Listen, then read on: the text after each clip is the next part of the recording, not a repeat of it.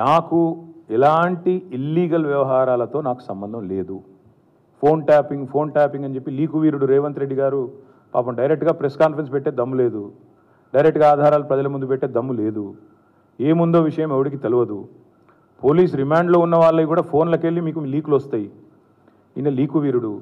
మరి లీకు వీరుడు ఏదో కష్టపడి నా క్యారెక్టర్ అసాసినేషన్ చేయాలనే ప్రయత్నంలో చాలా బలంగా ఉన్నాడు.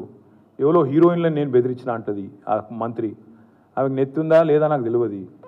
నాకు అంత కర్మ ఏంది, నాకు ఈ దిక్కుమాలిన పనులు చేయాల్సిన పరిస్థితి ఏంది, నాకు ఎలాంటి ఫోన్ ట్యాపింగ్ వ్యవహారంతో నాకు ఎలాంటి సంబంధము లేదు.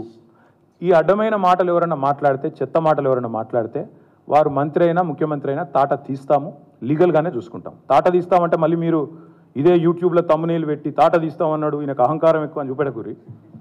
అది వినండి, తొందరపడకండి. తప్పకుండా లీగల్గానే ఎదుర్కొంటాం, న్యాయపరంగానే ఎదుర్కొంటాం. మాకు ఎవరిని బెదిరించాల్సిన అవసరం కానీ ఎవరిని ట్యాపింగ్ చేయాల్సిన అవసరం కానీ లేదు. కానీ దయచేసి మీడియా మిత్రులు నేను కూడా కొడతా ఉన్నా.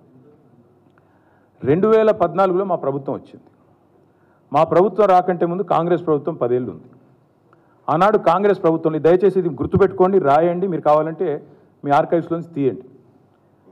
ఆనాడు కిరణ్ కుమార్ రెడ్డి గారు 2011లో ముఖ్యమంత్రిగా ఉన్నప్పుడు మేము ఆరోపణలు చేయాల. కాంగ్రెస్ ఎంపీలు ఆనాడు ఈరోజు కాంగ్రెస్ ప్రభుత్వంలో మంత్రులుగా ఉన్నవాళ్ళు, ఎమ్మెల్యేలుగా ఉన్నవాళ్ళు కోమటిరెడ్డి రాజగోపాల్ రెడ్డి, డాక్టర్ గడ్డం వివేక్, అదేవిధంగా పొన్నం ప్రభాకర్ గారు ఈరోజు మంత్రి. వీళ్ళు ముగ్గురు ఆనాడు ఆరోపణ చేసినారు. సుఖేందర్ రెడ్డి గారు కూడా ఉన్నారనుకుంటా. అప్పుడు మా ఫోన్లను ట్యాపింగ్ చేస్తున్నాడు కిరణ్ కుమార్ రెడ్డి, తెలంగాణ కాంగ్రెస్ ఎంపీల ఫోన్లను ట్యాపింగ్ చేస్తున్నాడు కిరణ్ కుమార్ రెడ్డి అని చెప్పి ఆనాడు కాంగ్రెస్ ఎంపీలు అప్పటి కాంగ్రెస్ ప్రభుత్వం మీద ఆరోపణ చేశారు. సరే, ఆ తర్వాత ముఖ్యమంత్రి గారు నేను చేయట్లేదు అన్నాడు, అది వేరే విషయం. నేను రేవంత్ రెడ్డి గారిని కూడా కోరుతా ఉన్నా, మీరు 2014 నుంచి ఎందుకు, అంతకుముందు మీ వాళ్ళే ఆరోపణ చేశారు కదా, 2004 నుంచి తీయండి. ఫోన్ ట్యాపింగ్ ఏమేమి జరిగింది, ఎక్కడెక్కడ జరిగింది, 2004 నుంచి ఏమేమి కుంభకోణాలు జరిగినాయి, లంబకోణాలు జరిగినాయి అన్నీ తీయండి. ఇంకొక మాట కూడా నేను మిత్రులారా మీకు గుర్తు చేస్తా ఉన్నా, అధికారులు మారలేదు, ప్రభుత్వం మారింది, పార్టీ మారింది. ఇదే శివధర్ రెడ్డి ఈరోజు ఇంటెలిజెన్స్ డీజీ అనుకుంటే ఇప్పుడు ఆయన, ఆనాడు ఇంటెలిజెన్స్ ఐజీగా ఉన్నారు కేసీఆర్ గారి గవర్నమెంట్లో. ఈరోజు టీఎస్పీఎస్సీ చైర్మన్గా ఉన్న మహేందర్ రెడ్డి గారు ఆనాడు రాజశేఖర్ రెడ్డి గారి గవర్నమెంట్లో ఇంటెలిజెన్స్ ఐజీ, ఆ తర్వాత మా ప్రభుత్వంలో డీజీ, హైదరాబాద్ సిపి. మరి ఈరోజు డీజీపీగా ఉన్న రవి గుప్తా గారు ఆనాడు హోమ్ సెక్రటరీ.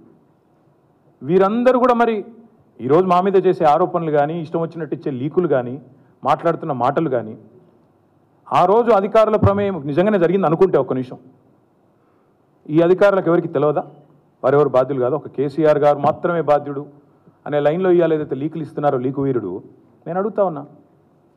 మరి మహేందర్ రెడ్డి గారు, శివధర్ రెడ్డి గారు, రవి గుప్తా గారు, ఇంకా చాలామంది ఉన్నారు, సజ్జనార్ గారు ఆనాడు ఎస్ఐబి చీఫ్, వీళ్ళందరూ ఉన్నారు. మరి అధికారులేం మారలేదు కదా.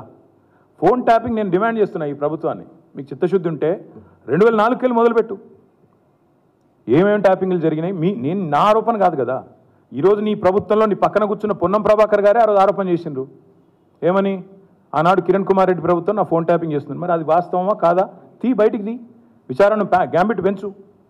ఆనాడు అధికారులందరినీ పిలిపి, రిటైర్డ్ ఉన్న వాళ్ళందరినీ పిలిపి, నీ కాంగ్రెస్ ప్రభుత్వం ఫోన్ ట్యాపింగ్ చేసిందా లేదా చూద్దాం. ఇంకోటి బ్రదర్, మీరు మర్చిపోయినట్టున్నారు, నేను మర్చిపోలేదు. నాకే ఐఫోన్ వాళ్ళు, యాపిల్ వాళ్ళు మెసేజ్ పంపినారు, నీ ఫోన్ సర్వేలెన్స్లో ఉంది అంటే. నేను దాని స్క్రీన్ షాట్ కూడా మీరు చూసుకోండి కావాలంటే, ట్విట్టర్లో అప్పుడే పెట్టినా.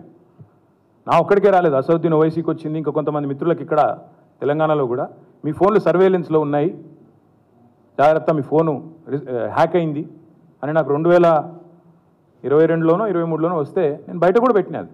కాబట్టి ఎవరు ఫోన్లు ట్యాప్ అయినాయి, ఎవరు చేసిండ్రు, ఇవన్నీ కూడా నాకేం భయం లేదు. మేము చాలా స్పష్టంగా ఉన్నాం, చాలా క్లారిటీతో ఉన్నాం. కాబట్టి దయచేసి నేను మిమ్మల్ని కోరేది ఏంటంటే, ఈ యూట్యూబ్లలో పెట్టి పనికిమాలినలోకి లీకులు ఇచ్చి అధికారికంగా ప్రెస్ కాన్ఫరెన్స్లు పెట్టకుండా రిమాండ్ రిపోర్ట్లు అని చెప్పి లీకులు చేసి ఎన్ని రోజులు బతుకుతారండి, ఎన్ని రోజులు టైంపాస్ చేస్తారు. రైతుల సబ్జెక్టు మాట్లాడరు. నిన్న ఒక పాపం ఒక విలేకరు నిజాయితీగా అడిగిండు రేవంత్ రెడ్డి గారిని, 2 లక్షల రుణమాఫీ చేస్తా అన్నారు కదా సార్, ఇంకా చేయలేదు కదా మరి మీరు, ప్రజలు అడుగుతున్నారు అంటే వెకిలి నవ్వులు చెప్పి ఆయనే చెప్పిండు కదా, ఎవడు కమిటీ కమ్మన్నాడు ఆయనను, పేద సిపాయి లెక్క మాట్లాడితే మొగోను అయితే అంటాడు కదా.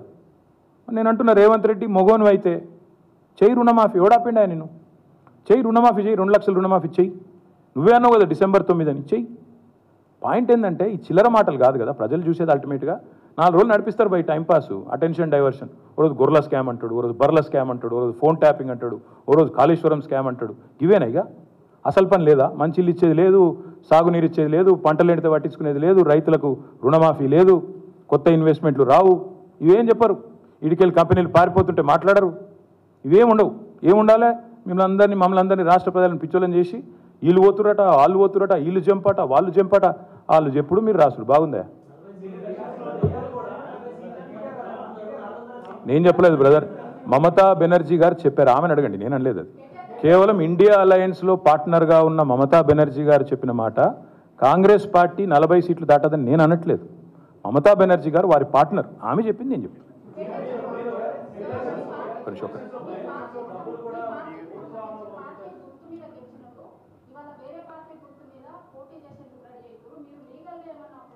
ఎస్ ఇదిగో ఈ సుప్రీంకోర్టు తీర్పు అమ్మా, నాది నీది కాదు. దిస్ ఇస్ సుప్రీంకోర్టు తీర్పు.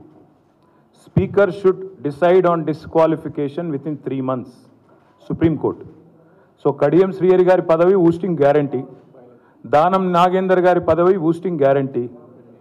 తప్పకుండా ఇద్దరి కూడా జరుగుతుంది. ఇంకెవరో కండువా వేసుకుంటారో వాళ్ళందరిది కూడా జరుగుతుంది. ఆ 2 చోట్ల ఉప ఎన్నికలు పక్కా వస్తాయి. గన్పూర్లో వస్తుంది తప్పకుండా మీకు 1000%. దాంతోపాటు మన ఖైరతాబాద్లో కూడా ఉప ఎన్నిక ఖాయం. ఇది నాది కాదు, మీకు పంపిస్తాను, చూసుకోండి, చదువుకోండి. నేను చెప్పడం కాదు ఇది.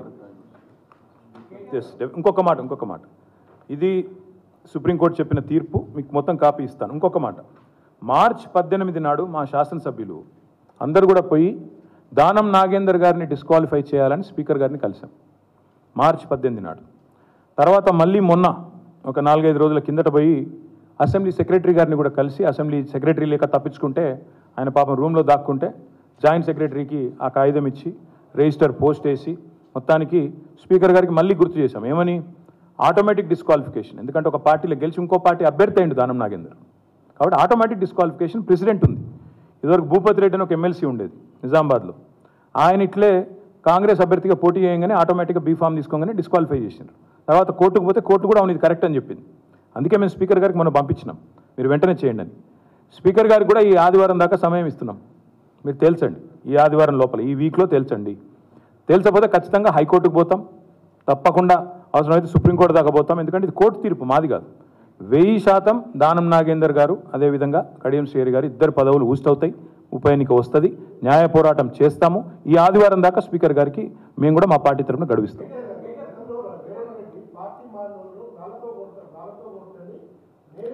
నిన్న మందకృష్ణ గారు చాలా బాగా అడిగారండి, వారికి నా అభినందనలు. మందకృష్ణ గారికి నా అభినందనలు.